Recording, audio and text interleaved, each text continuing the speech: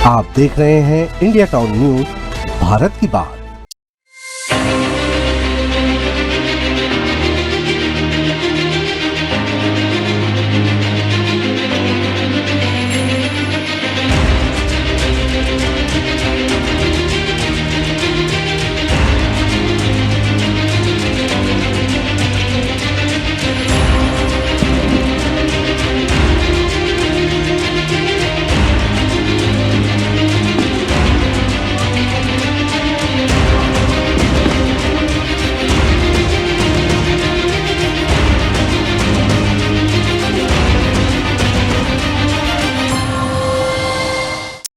जम्मू कश्मीर के पहलगाम में 28 निर्दोष लोगों की हत्या के बाद भारत और पाकिस्तान के बीच लगातार तनाव जारी था, लेकिन बीते दिनों भारतीय सेना के ऑपरेशन सिंदूर के बाद कल रात तनाव लगातार और बढ़ा और देश की तमाम जनता चाहती है कि युद्ध हो। हालांकि कुछ लोग चाहते हैं कि युद्ध ना भी हो, लेकिन ज़्यादातर जनता चाहती है कि युद्ध हो और इस विश्व के नक्शे से पाकिस्तान का नक्शा मिटा दिया जाए।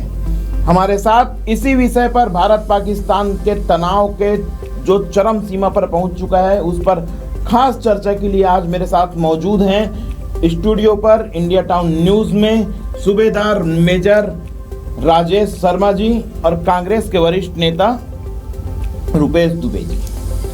नमस्कार, मैं हूं अजय सोनी और आप देखना शुरू कर चुके हैं इंडिया टाउन न्यूज भारत की बात। पूरे देश में इस समय एक ही चर्चा है और वो है भारत और पाकिस्तान का तनाव।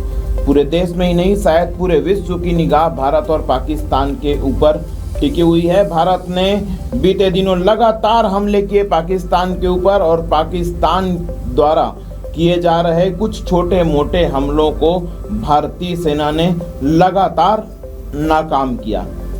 किस तरह का युद्ध होता है, युद्ध होगा तो किस तरह की चीजें सामने आएंगी, इस सभी विषयों पर विस्तार से चर्चा करेंगे राजेश शर्मा जी से, जो कि कारगिल युद्ध भी लड़ चुके हैं और मेजर जनरल के पद पर रहे हैं, और कांग्रेस के वरिष्ठ नेता रुपेश दुबे के साथ। आप दोनों का स्वागत करता हूं, बहुत बहुत थैंक यू। शुरुआत आपसे करता हूं मेजर साहब कि सबसे पहले तो ये बताइएगा कि क्या युद्ध आवश्यक है या नहीं। देखिए, किसी भी स्थिति में युद्ध किसी के लिए अच्छा नहीं है, आवश्यक ये होता नहीं है, मगर यदि सामने वाला थोपना चाहेगा तो युद्ध ही एक विकल्प हो जाता है। क्योंकि पाकिस्तान की लगातार ये कोशिश रहती है कि किसी भी तरह हमारे जो टेरिटरी है उसमें डिस्टरबेंस पैदा करना। एक प्रकार से भारत हमेशा कोशिश करता है कि उसको टॉलरेट करते रहे, मगर एक सब्र की एक सीमा होती है और सब्र की सीमा सब टूट जाए तो एक विकल्प यही बच जाता है। मौजूदा समय में सब्र की सीमा लांघ दी गई। जी हाँ, क्योंकि पाकिस्तान ने एक ऐसे कोशिश किया, वो खाली एक निर्दोष हिंदुओं को मारने की कोशिश नहीं किया, उसने क्या किया है कि हमारे बीच में आपसी लड़ाई लड़ाने की कोशिश किया। ये उसका एक मकसद था कि हिंदू और मुसलमान को आपस में लड़ाई से उलझा दिया जाए और देश को अंदरूनी से कमजोर कर दिया जाए। बिल्कुल, आपने कहा कि हिंदू और मुसलमान को आपस में लड़ा दिया जाए। हमारे साथ है रुपेश दुबे जी। रुपेश जी, आप कांग्रेस से हैं। अक्सर सोशल मीडिया पर और अन्यत्र जगह जो बहस होती हैं वो भारतीय जनता पार्टी और कांग्रेस के बीच होती हैं, लेकिन मौजूदा समय में आपके राहुल गांधी जी ने कहा कि वह पूरी तरीके से सरकार के साथ हैं। बावजूद उसके कुछ कांग्रेसी और कुछ लोग लगातार सरकार को टारगेट कर रहे हैं और लगातार वह युद्ध की हिमाकत कर रहे हैं, मतलब युद्ध ना हो। ज़्यादातर लोग सोशल मीडिया पर हैं से नो टू वार, इसमें ज़्यादातर कांग्रेसी ही दिखते हैं, ऐसा क्यों? अजय जी नमस्कार, शर्मा जी को नमस्कार। जिस प्रकार से वर्तमान में परिस्थिति बनी है और भारत देश की सेना पाकिस्तान को मुंह तोड़ जवाब दे दी है। प्रथम चरण में ऑपरेशन सिंदूर जो नाम रखा गया, निश्चित रूप से हम सब भारतीयों के लिए गर्व की बात है। और आज इस डिबेट पे मैं आदरणीय शर्मा जी जो कारगिल युद्ध में लड़े हैं उनके माध्यम से भारत देश के सभी सेना के जवानों को सादर प्रणाम करता हूं। देखिए, बात कांग्रेस या भाजपा या अन्य राजनीतिक दलों का नहीं है, ये भारत की अस्मिता का है, भारत की एकता, भारत की अखंडता का है। जिस प्रकार से पाकिस्तानियों ने, आतंकवादियों ने पाकिस्तान के सह पर पहलगाम में धर्म के नाम पर जाति पूछ कर, धर्म पूछ कर जो हत्याएं की, जी बिल्कुल। और उसकी परिणति में भारत देश की सेना ने पाकिस्तान को मुंह तोड़ जवाब दिया ऑपरेशन और के जरिए, जी, ऑपरेशन सिंदूर के जरिए। और निश्चित रूप से देखिए, कांग्रेस के साथ साथ जो राजनीतिक दल के लोग हैं भारत देश के, उन्होंने भारत सरकार को निशर्त और सीधे तौर पर समर्थन दिया कि जो भी निर्णय भारत सरकार लेगी उनके प्रत्येक निर्णय में हम सहभागी हैं, हम साथ दे रहे हैं। चूंकि बात राजनीति का नहीं है, और निश्चित रूप से भारत सरकार ने भी सेना को फ्री हैंड दे करके ऐसे आतंकियों को, आतताइयों को, जो भारत की अस्मिता के साथ खिलवाड़ करना चाह रहे थे, उनको मुंह तोड़ जवाब दिया है। और विशेषकर मैं भारत की सेना के उन दो हमारी नारी शक्तियों को भी मैं प्रणाम करना चाहता हूं, सोफिया जिन्होंने कुरैशी और व्योमिका सिंह को, सारा देश इस समय गर्वित है कि नारी शक्तियों ने इन चीजों को न सिर्फ अंजाम दिया बल्कि प्रेस ब्रीफिंग भी उन्होंने की, और मजबूती से भारत सेना में भी हमारी नारी शक्तियां किस प्रकार से अपने दमखम का परचम लहराई हैं, ये भी दिखा है। और पहलगाम का मामला, भारत देश में जिस प्रकार से हमारी माताओं बहनों का सिंदूर मिटाया गया था, इसलिए उनके सिंदूर, ऑपरेशन सिंदूर नाम दिया गया, वह नाम भी स्वागते है, और कोटि कोटि प्रणाम उस नाम के धारक को, नाम को देने वाले को। राजेश जी, एक डिफेंस के हिसाब से एक चीज आपसे पूछना चाहूंगा कि यदि युद्ध होता है तो आम जनता जो होती है और उनके सामने एक ही चीज होती है कि भारत का मुकाबला पाकिस्तान से, पाकिस्तान का मुकाबला भारत से। यदि युद्ध आगे बढ़ा तो भारत की ओर से कौन कौन सहयोगी होंगे, और कांग्रेस को कांग्रेस का मैंने पाकिस्तान को कौन कौन सपोर्ट कर सकते हैं? देखिए, आज की यानी जो सिचुएशन है, जिसमें मोदी जी एक वैश्विक गुरु की तरह उभरे हुए हैं, और इस सिचुएशन में विश्व के 75-95% जो कंट्रीज हैं वो यानी हमारे को सहयोग कर रहे हैं। लगातार ऐसी बातें आ रही हैं कि चीन पाकिस्तान की ओर रहेगा। जी, चीन तो देखिए वो हमेशा से यानी पाकिस्तान को सपोर्ट करता है, क्योंकि पाकिस्तान से उसको वहाँ के जो सामरिक महत्व के जो चीज़ें हैं, रोड्स हैं, वो उनको लेना है। तो हमेशा क्या है, चाइना पाकिस्तान को सपोर्ट करता है, उनसे उनके बहुत सारी चीज़ जुड़ी हुई है, क्योंकि इंडिया से वो ले नहीं सकता। एक पाकिस्तानी रास्ता बचता है जहाँ से उसने रोड बना रहा है, नाले बना रहा है, और वहाँ से वो वाटर प्रोजेक्ट को लेना चाहता है, जिसकी वजह से हमेशा पाकिस्तान को सपोर्ट करता है चाइना। इधर पाकिस्तान ने बांग्लादेश में भी अपना युद्धपोत तैनात कर रखा है। बिल्कुल बिल्कुल। तो ये यानी क्या घोषित तौर पे बांग्लादेश भी पाकिस्तान के साथ होगा? जी हाँ, जी हाँ। आज जो सिचुएशन बन रही है, पिछले 6 महीने से भी आपने देखा होगा कि वहाँ पर जो इस तरह से हिंदुओं को कत्लेआम किया गया और मुर्शिदाबाद से जो मामला चला है, तो भी एक प्रकार के यानी पाकिस्तान के सह पे ही यानी हुआ है। वहाँ बांग्लादेश में कोई उसकी औकात नहीं थी, मगर उन्होंने जो उनके ISI है, इंटेलिजेंस सर्विस, उसके एजेंट वहाँ पर इस तरह से उसमें फूट डाले और उन्होंने इस तरह से यानी कार्रवाई किया। तो एक ये सपोर्ट कर रहे हैं। नेक्स्ट उनका आ जाता है तुर्की। एक जो तुर्की कंट्री है, एक वही यानी आज की डेट में उसके लिए फुल सपोर्ट में खड़ा हुआ है पाकिस्तान के लिए, और वो अपने तरफ से अपने यहाँ का जहाज और सीधे तौर पे यदि माना जाए तो भारत के सहयोगी कौन कौन से देश हो सकते हैं? हमारे सहयोगी यदि हमारे आसपास में देखा जाए तो नेपाल, श्रीलंका, मालदीव, जितने हमारे टेरिटरी हैं वो सारे हमारे सहयोगी हैं। रूस की यदि बात नहीं, रूस तो 100% हमारा सहयोगी है, और आज नहीं, वो बरसों से सहयोगी है। कारगिल के वक्त रूस का कितना सहयोग मिल पाया? कारगिल के वक्त भी बहुत पूरा सहयोग था। जितने उसके यानी वेपन्स हैं, हमारे पास जितने वेपन हैं, हमारा इजराइल और रशिया से, रूस से ही जुड़ा हुआ है। बहुत सारे हमारे पुरानी टेक्नोलॉजी, जितने हमारे वेपन हैं, हम उन्हीं से यानी खरीदते थे। अभी तो हम खुद सक्षम हो रहे हैं। आज के टाइम में इंडिया खुद अपना मैन्युफैक्चरिंग कर रहा है, और बहुत सारे कंट्रियों को हम यानी अभी हथियार देने के यानी काबिल हो चुके हैं। रुपेश जी, आपके पास आता हूँ। कल की यदि बात करें तो जिस तरह के हमले नहीं किए गए थे, हमले तो किए गए थे, भारत लगातार एग्रेसिव है, लगातार हमलावर है पाकिस्तान के ऊपर, बावजूद उसके सोशल मीडिया में अफवाहों का दौर बहुत तेजी से चल रहा था। उस पर क्या कहेंगे आप? देखिए, जिस प्रकार से सोशल मीडिया में अफवाहों का दौर ना चले, इसके लिए सरकार ने तमाम हथकंडे अपनाए हुए हैं। जी, आज एडवाइजरी भी जारी हो गई है। और यद्यपि आज भारत और पाकिस्तान के बीच युद्ध की स्थिति बनी हुई है, भारत की सेना अपनी शौर्य कुशलता के साथ प्रत्येक भारतीय के मन में, जज्बे में देश प्रेम की भावना जागृत कर दी है।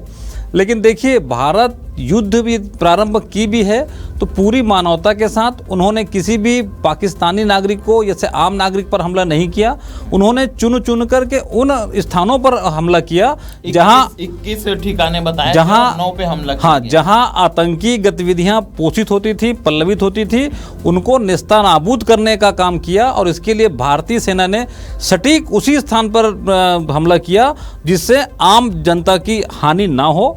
ये भारत की मानवता का प्रमाण है।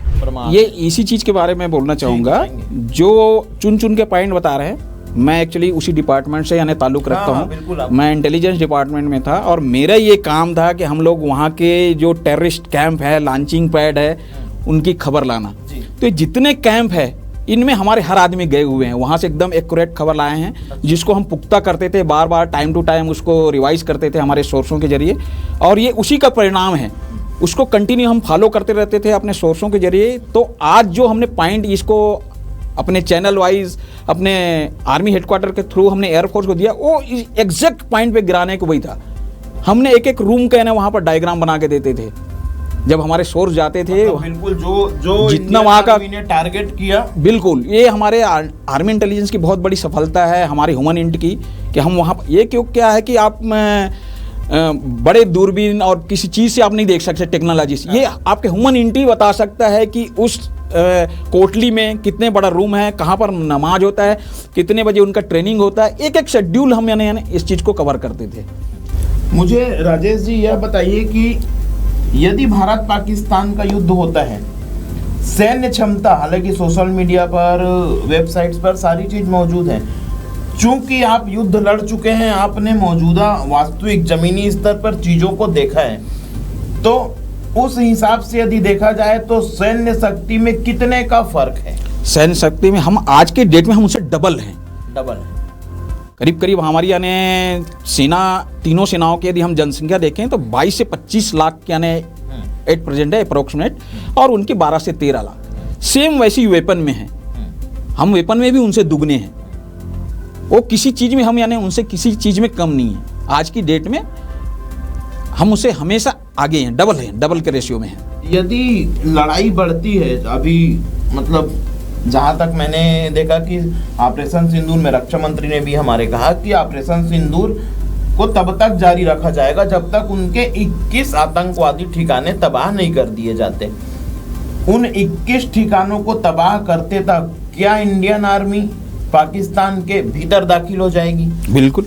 हालांकि कल ऐसा माहौल बना दिया गया था, नहीं, इस्लामाबाद तक वो पहुंच गए, लेकिन बिल्कुल ये एक तो यानी ये हमारा टारगेट है ही है। और मैं जहाँ तक समझता हूँ बहुत पहले से हमारा टारगेट था, और हमारे नक्शे में अभी भी है पीओके, जो हमारा टेरिटरी माना है, ये इस लड़ाई में मेरा फाइनल होगा, ऐसे मुझे संभावना है। संभावना इसी को लेके आपके पास आता हूँ रुपेश जी। पीओके का मसला शुरुआत से लेकर अब तक 70 साल की कांग्रेस, फिर भारतीय जनता पार्टी, तमाम प्रधानमंत्री आए और तमाम प्रधानमंत्रियों ने दावा किया, लेकिन वो पीओके एक नासूर की तरह फंसा हुआ है जिसकी बलि चढ़ रही है आम जनता। कब तक सुलझ पाएगा?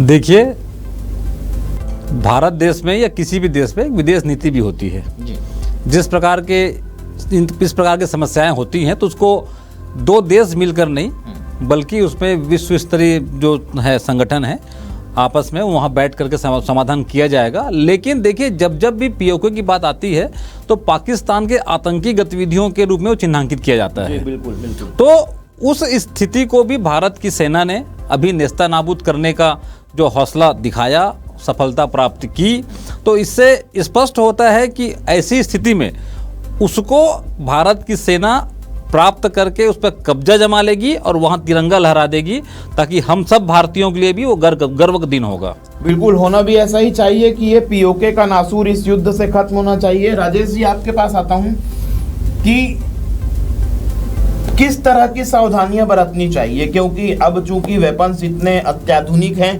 कि यदि भारत पाकिस्तान पर सीधे इस्लामाबाद में हमला कर रहा है, रावलपिंडी में हमला कर रहा है, तो यदि पाकिस्तान की ओर से कोई मिसाइल या ड्रोन हमले हों तो भारत देश के जो सीमावर्ती सरहदी इलाके हैं वहां पर तो तैयारियां पूरी हैं, लेकिन जैसे राजनांदगांव है, भिलाई, दुर्ग, रायपुर, बस्तर, यदि जहां पर तैयारी नहीं है, यदि वहां पर यदि कोई हमला होता है तो किस तरीके से आम जनता को सावधानी बरतनी चाहिए? देखिए, अभी गवर्नमेंट ने एडवाइजरी जारी कर दिया है जी, और उसमें क्लियर किया है कि भाई हम किन किन यानी स्थानों को चुन सकते हैं। सबसे पहले तो देखिए, हर आदमी को ये नहीं सोचना चाहिए अभी राजनांदगांव में कुछ नहीं हो रहा है। हाँ। जो एडवाइजरी जारी किया गया है उसमें बताया गया है कि भाई सभी लोग अपना एक किट तैयार करके रखें, इमरजेंसी किट, जिसमें आपके पास कैश साथ होना चाहिए, आपका आइडेंटिटी साथ होना चाहिए, कुछ मुख्य डॉक्यूमेंट आपके साथ होना चाहिए, ताकि मौका मिले।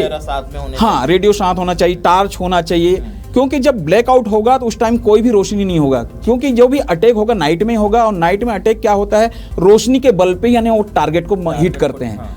तो हम ज़्यादातर जब सैनिक थे तब भी हम लोग क्या टार्च में एक कार्बन लगाते थे और कार्बन में एक छेद करते थे। अच्छा, बिल्कुल पिन पॉइंट बस देखना है आपको, जो जगह देखना है उसी को पिन पॉइंट करके आगे बढ़ते हैं। अच्छा, ये यानी रूल है हमारे आर्मी के, जब लड़ाई होता है हम टार्च में कार्बन में एक छेद करके उतने रोशनी से अपने काम करना है। तो ब्लैकआउट जब होता है तो ये सब चीज सिचुएशन के लिए आम जनता को तैयार रहना चाहिए, और ऐसे सिचुएशन में कभी भी यानी क्या है को जो बड़े बिल्डिंग और इसमें के नज़दीक नहीं होना चाहिए। आपके घर में हैं, आप खड़े हैं तो बिल्कुल ऐसे कोने में खड़ा हो जाइए, चिपक के खड़ा हो जाइए, ताकि आपके छत यदि गिरे तो सीधे उसके आपके सिर के ऊपर ना लगे। हाँ। आप ग्राउंड में, बाहर ओपन ग्राउंड में है तो बिल्कुल लेट जाइए, कान को बंद कर दीजिए। उससे क्या होगा, जो ब्लास्ट होगा उससे आपके कान के पर्दे फट जाएंगे। इसलिए यानी बोलते हैं कि कान के पर्दे बंद करके रखना चाहिए और सिर को ऐसे झुका के रखना चाहिए, ताकि आपके ऊपर डायरेक्ट यानी सेलिंग ना आए। तो ऐसे जो एहतियात है हमारे पास, जैसे यहाँ पर कोई बंकर नहीं है तो राजनांदगांव हम किस चीज़ को यूज़ कर सकते हैं, बंकर जो अंडर ब्रिज है, ये अंडर ब्रिज है, ये हमारे बंकर के काम आ सकते हैं। अच्छा, ओवर ब्रिज नहीं, ओवर ब्रिज होगा वो आपको तोड़ देगा, वहाँ खत्म। अंडरग्राउंड जो पार्किंग, जी जी हाँ, अंडर ब्रिज है, जैसे आप ममता नगर में अंडर ब्रिज रेलवे का बना है, वो हमारा एक प्रकार का फॉर द टाइम के लिए हमारा वो काम आ सकता है। तो ऐसे जो शेल्टर प्लेस हैं, या आजकल जो बड़े बड़े माल बना रहे हैं हम उसमें अंडरग्राउंड यानी पार्किंग रखते हैं, वो काम आ सकता है हमारा। तो ऐसे जो कंक्रीट वाले जो जगह हैं वो हमारे लिए काम आ सकते हैं, जिसमें हम यानी अपने आप को कुछ देर के लिए बचाव कर सकते हैं। और आम नागरिकों को मैं आपके चैनल के माध्यम से बताना चाहूँगा कि जो एडवाइस जारी कर रहे हैं उसको जरूर फॉलो करें, अपना एक किट जरूर तैयार करके रखें, इमरजेंसी दवाई वगैरह सब चीज़, और ड्राई फ्रूट्स खाना। ऐसे सिचुएशन में क्या होता है, आपको ना खाने की चीज़ मिलेगा ना कुछ मिलेगा, तो ऐसे चीज़ के लिए आप जरूर ऐसे जितनी चीज़ों को संजो के रखा है, जी बिल्कुल, बहुत अच्छी जानकारी मेजर साहब ने हमें दी। युद्ध होगा या नहीं होगा, जो अभी वर्तमान में जो समझ आ रहा है उससे तो ऐसा लग रहा है कि युद्ध बढ़ सकता है। रुपेश जी, मैं आपके पास आना चाहूंगा। तमाम मसलों पर विरोधाभास होने के बाद भी मौजूदा समय में पूरी कांग्रेस और अन्य दल भारतीय जनता पार्टी के साथ, सरकार के साथ, भारतीय सेना के साथ कंधे से कंधा मिलाकर रखे हैं। मेरा फिर वही पुराना एक सवाल है कि बावजूद उसके कुछ लोग लगातार, यदि मैं आपके छत्तीसगढ़ के एक वरिष्ठ कांग्रेसी की बात करूं तो लगातार वह पाकिस्तान के हित में और सेना को हतोत्साहित करने वाला ही बयान जारी कर रहे हैं। आप कहें तो नाम लूं, बाकी आप समझ तो गए हैं। देखिए, कांग्रेस पार्टी ने स्पष्ट रूप से कहा है कि ऐसा कोई वक्तव्य कोई भी नेता ना दे जिससे सेना के मनोबल पर या देशभक्ति के किसी के उसमें ठेस पहुंचे। कांग्रेस पार्टी ने सर्वदलीय बैठक में प्रथम दिन और उसके बाद दूसरे सर्वदलीय बैठक में भी अपनी प्रतिबद्धता को दोहराई है कि हम सरकार के साथ थे, सरकार के साथ हैं और सरकार के साथ रहेंगे। और वैसी स्थिति में यदि कोई कतिपय नेता कोई ऐसी इस प्रकार के बयानबाजी करते हैं तो उनके लिए भी पार्टी ने स्पष्ट रूप से कहा है कि उनका व्यक्तिगत सोच हो सकती है, उसको पार्टी लाइन से ना देखा जाए, लेकिन वैसे बयानों से भी हम सब किसी भी राजनीतिक दल के व्यक्ति को पूरी तरह से बचना चाहिए, चूंकि मामला देश का है। जी रुपेश जी, भारत और पाकिस्तान का तनाव चरम सीमा पर है। इस दौरान लगातार कुछ लोगों द्वारा ये हमले भी किए जा रहे हैं कि यह बिहार चुनाव को लेकर है। तो आपके हिसाब से क्या आप दोनों चीजों को भिन्न मानते हैं, या बिहार चुनाव को लेके ये सारी चीजें चल रही हैं? देखिए, चुनाव तो आते जाते रहते हैं, जी। लेकिन अभी किसी भी परिस्थिति में हमको विपक्षी के मानसिकता से ऊपर उठ करके देशभक्ति की मानसिकता के साथ काम करना पड़ेगा। राष्ट्र सर्वोपरि है। और देखिए, मैं तो गौरवान्वित होता हूँ, मेरा 12 साल का बेटा है, उस दिन बोले डैडी हम रात को सो रहे थे तो 1:05 में और 1:25 में देश की सेना ने पाकिस्तान के नेस्तनाबूद कर दिया। ये कितनी बड़ी बात है। तो निश्चित रूप से इस टाइप की घटना से हम सब के जो बच्चे हैं वो भी गौरवान्वित महसूस कर रहे हैं, भारतीय सेना पर गर्व कर रहे हैं। तो उस परिस्थिति में किसी भी परिक्रम में हमको राजनीतिक बातें ना करते हुए देश प्रेम की बात करना चाहिए, एकता की बात करनी चाहिए। बिल्कुल। मैं रुपेश जी के पास फिर से लौटूंगा। मेजर साहब, आपसे मेरा एक सवाल है। बीते दिनों जब हमला हुआ तो हमले में कुछ भारतीय नागरिकों की भी मौत हुई। जी हाँ, भारतीय नागरिकों की भी मौत हुई। तो आप जब कारगिल के दौरान युद्ध में थे, क्या कुछ आपको लगता था? मतलब मैं एक सेना के जवान से यह जानना चाहता हूं कि हाथ में बंदूक, सामने दुश्मन, मौत का डर 24 घंटे, बावजूद उस वक्त मतलब एक सेना के जवान की मनोदशा क्या रहती होगी? परिवार का ध्यान, कि उस समय भी केवल देश सर्वोपरि? नहीं, देखिए, जब एक सैनिक निकल जाता है और ख़ासकर ऐसे सिचुएशन में, तो उसके लिए तो सब पीछे है, देश सर्वोपरि है। मगर यहाँ पर जो आपने बताया पहलगाम में आम आदमियों के ऊपर जो किया गया, इसका मुझे बहुत ज़्यादा अफसोस है। क्योंकि एक सैनिक के ऊपर जब अटैक होता है तो उसके पास उसका रिप्लाई देने का उसके पास हथियार है, साधन है, तो उसके अंदर एक निडर भावना अलग रहती है। जब किसी के पास एक हथियार है तो अलग भावना रहती है। मगर एक आप निहत्थे आदमी को इस तरह से यानी अलग बैरिकेड करके, अलग निकाल के आप उसको जात धर्म पूछ के यानी कर रहे हैं, ये बहुत ही शर्मनाक यानी कायरतापूर्ण हरकत है, जो नहीं होना चाहिए था। बिल्कुल। कारगिल युद्ध में भारतीय सेना ने परचम लहराया था। जी हाँ। और सीधी सी बात है कि यदि अभी भी युद्ध हुआ तो भारतीय सेना ही परचम लहराएगी। जरूर लहराएगी। बिल्कुल जी, आपके पास आता हूँ। सेना, भारतीय सेना भारत और पाकिस्तान के तनाव पर क्या राजनीति उचित है? हालांकि अभी तक उस दर्जे की हुई नहीं है, लेकिन क्या उचित है? कदापि उचित नहीं है। और आज की परिस्थिति में किसी की मंशा भी राजनीति करने की नहीं है। हमने जब भारत की सेना ने कारगिल जीत दर्ज की थी, यद्यपि उस समय अटल बिहारी वाजपेयी जी प्रधानमंत्री थे, लेकिन हम सब ने कारगिल विजय का जश्न मनाया था। और फिर से हमें वो दिन भारतीय सेना देगी जब हम पाकिस्तान को नेस्तनाबूद करने का जश्न मनाएंगे। मेजर साहब, बीते दिनों हमले में भारत ने पाकिस्तान के F-16 और 17 को मार गिराया। चूंकि जहां से वो वेपन खरीदे गए थे, तो क्या उस देश पर प्रभाव नहीं पड़ेगा? बिल्कुल पड़ेगा। ये चाइना का यानी इक्विपमेंट था। चाइना ने एक प्रकार के उनको एक्सरसाइज के तौर पे दिया गया था, टेस्टिंग। अब जिस वेपन का टेस्टिंग ही फेल हो गया तो उसका सेलिंग क्या रहेगा? बिल्कुल। इसी से जुड़ा हुआ एक और सवाल मैं जानना चाहता हूं कि बीते समय में सोशल मीडिया पर या अन्य मीडिया पर सिर्फ S-400 की बात चल रही है और राफेल की बात चल रही है। आप हमारे दर्शकों को यह बताइए कि कितनी चीजें अभी भारत ने सामने नहीं लाई? अभी तो हमारी यानी ओपन ही नहीं हुई है। ये तो यानी सिर्फ क्या है कि स्टार्टर है। बिल्कुल। ब्रह्मोस, अग्नि, ये इसकी तो शायद नौबत ही नहीं आएगी इनकी। उससे पहले ही यानी पाकिस्तान सरेंडर कर देगा। जिस तरह से 1971 में 93,000 सैनिकों ने सरेंडर कर दिया था, ये स्थिति अभी आने वाली है। राजेश जी, मेजर साहब और रुपेश जी, मेरा एक सवाल आप दोनों से है कि देश में जाहिर सी बात है कि जब हमले होते हैं, जब युद्ध होता है, तो जो सामने वाली सेना, जो विपक्षी सेना होती है, वो भारत की, देश की जनता को आपस में लड़वाने का प्रमुख काम करती है। मैं आप दोनों से एक के बाद एक जानना चाहूंगा कि इन चीजों से कैसे निपटा जाए। पहले राजेश जी आप बताएं। देखिए, पहली बात तो ऐसा है कि हमें आम जनता से किसी प्रकार की कोई गिला शिकवा नहीं है। आम जनता हमारे ना तो कोई दुश्मन है, जिस प्रकार हमारे यहाँ की जनता है उसी प्रकार उनके यहाँ की जनता है, सारे जनता एक ही हैं। हमारे को उस मानवता से चलता है और भारत हमेशा इस चीज़ को फॉलो किया है। उसी का परिणाम था कि 1971 में हमने 93,000 सैनिकों को घुटने टेकने के बाद भी उनको वापस कर दिया, निःशर्त वापस किया। तो ये हमारे यानी गलती थी, ये मैं तो समझता हूँ बहुत बड़ी गलती थी। जहाँ लोगों को वापस कर देना, जो मैं यानी फिर आपके पास आता हूँ मैं, जो मैं यदि ऐसे आर्मी यानी ऐसे देखूं तो मैं तो इसको बहुत बड़ी गलती समझता हूँ। रुपेश जी बताएंगे, उस समय कांग्रेस की सरकार थी, देखिए 93,000 लोगों को वापस कर दिया जाना। मैंने पहले ही बताया कि भारतीय लोग किसी को भी निहत्थे पर वार करना मुनासिब नहीं समझते, और किसी को यदि उनके आत्मसम्मान को हमने आत्मसम्मान को दबा दिया, आत्मसम्मान को झकझोर दिया, ये हमारी जीत होती है।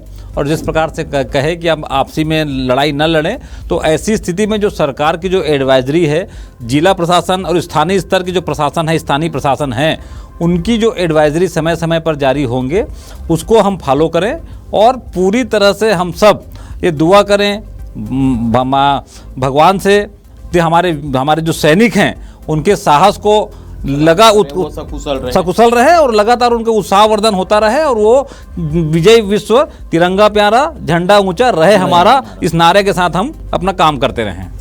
मेजर साहब, बीते दिनों पाकिस्तान के रक्षा मंत्री ने एक बयान जारी किया कि पाकिस्तान यदि धमाका करेगी तो सिर्फ एक धमाका करेगी और पूरी दुनिया को उसकी गूंज सुनाई देगी। क्या उनका इशारा परमाणु हमले की ओर था? जी। और यदि था तो परमाणु हमले की विभीषिका किस तरह की होती है और कितने दुष्परिणाम हो सकते हैं उसके?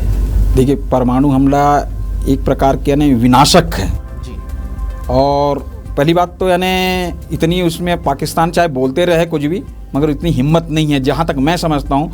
आप देखिए, इससे 3 गुना ज़्यादा रशिया के पास एटॉमिक एनर्जी है। आज कितने साल से युद्ध चल रहा है यूक्रेन में, बोलता धमकी जरूर देता है मगर अभी तक उसने नहीं चलाया। तो ये मगर फिर भी से पाकिस्तान के ऊपर भरोसा नहीं कर सकते कहते, क्योंकि इनकी जबान कुछ है, कहते कुछ हैं करते कुछ है।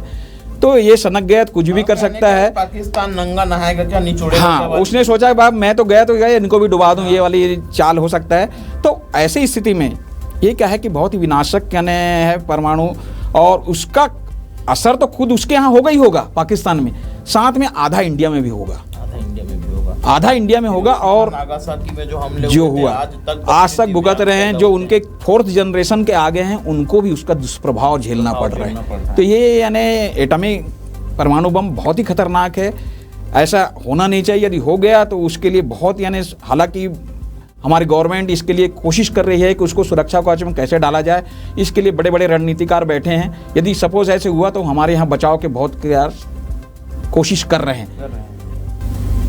इंडिया टाउन न्यूज चैनल की ओर से एक सैनिक होने के नाते हैं, भूतपूर्व सैनिक होने के नाते क्या संदेश देना चाहेंगे हमारे दर्शकों को? देखिए, मैं आज की सिचुएशन में ये संदेश देना चाहता हूँ और आपके इस माध्यम से मैं जिला प्रशासन और उनको भी कहना चाहता हूँ कि हम राजनांदगांव के अंदर में करीब करीब हमारी 250 से 300 पूर्व सैनिक हैं जो वेल क्वालिफाइड हैं, हर ट्रेनिंग से हैं।